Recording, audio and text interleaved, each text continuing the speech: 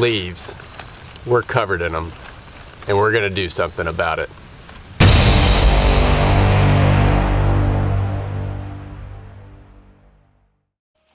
Every fall we get a ton of leaves all over our driveway and parking area, and we've tried to burn these and get rid of them other ways, but there are just so many. So what we've decided to do is try to start composting some of them. So this is where we decided we're gonna go ahead and make our compost bins. If you saw my video about how to make a raised garden bed, you probably recognize this area. This is where our railroad ties were. If you didn't see that video, but it sounds interesting to you, then somewhere up over here, there's a little pop-up and you can go check out that video. But right now we need to start by clearing out all the brush in this little pit. Whoa, that changed the lighting and everything, but hey, it did work. We got everything out of there, so let's get to making this compost bin.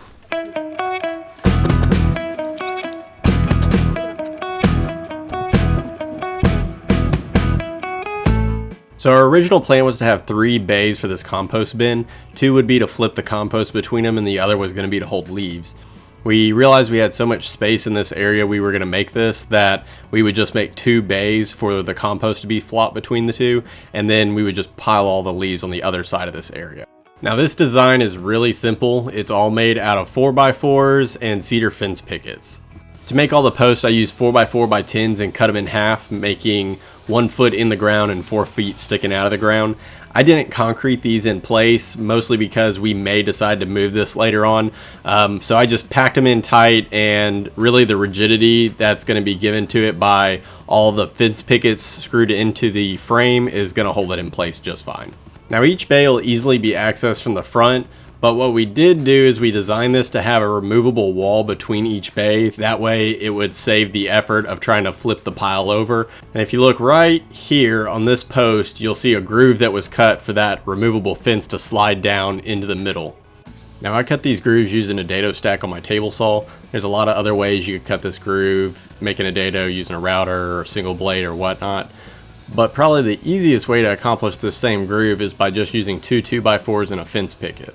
All you would need to do is rip a fence picket down to about 2 3/4 inch wide and then sandwich it between the 2 2x4s, effectively creating the gap that you need that's the perfect width for this removable fence. So back to the actual build. Once we got all the posts set and somewhat square and level, we went ahead and rolled out ground cloth over the bays. That way we could prevent grass and weeds from growing up in the compost.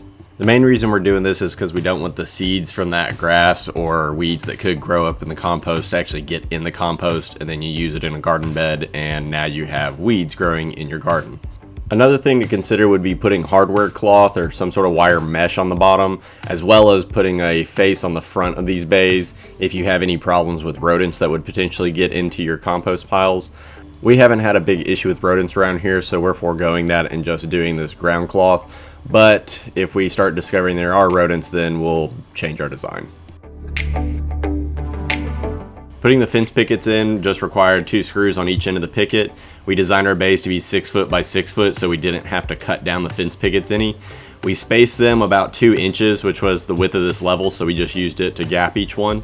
The spacing is just to give airflow into that compost pile so that it all kind of breathes and breaks down better.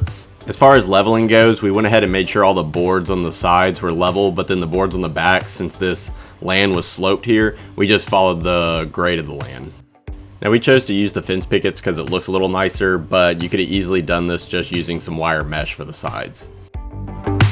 So the final step of this build was to make the removable fence. We started off by setting the front post that would hold the fence in place into the ground. We then went ahead and put all the slats that would be needed for the fence down into the grooves of the front post, and then we sandwiched those boards with 2 fence pickets, and we worked our way from the bottom to the top, just spacing those fence pickets and putting 2 screws in each one from each side.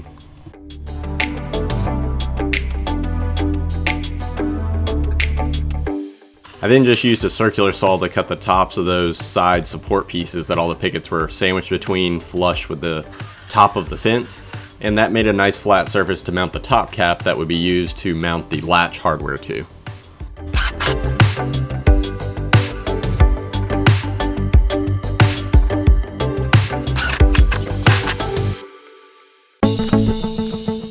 We installed these draw-tight sash locks on each post that would hold the fence in, and this kind of helped pull everything together, the back to the front, and really hold that fence securely. And it also made it really simple. One person could easily unlock this and take it out if they needed to.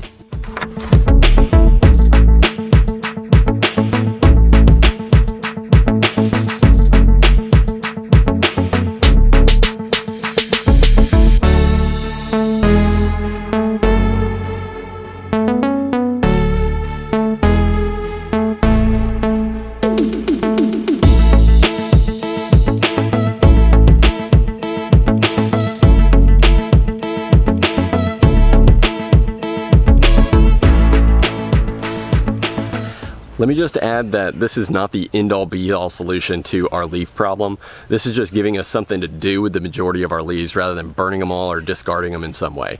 Basically what we're going to do is keep a pile of the leaves over here, and we will layer those leaves into our compost pile so there's a good mix of brown and green matter.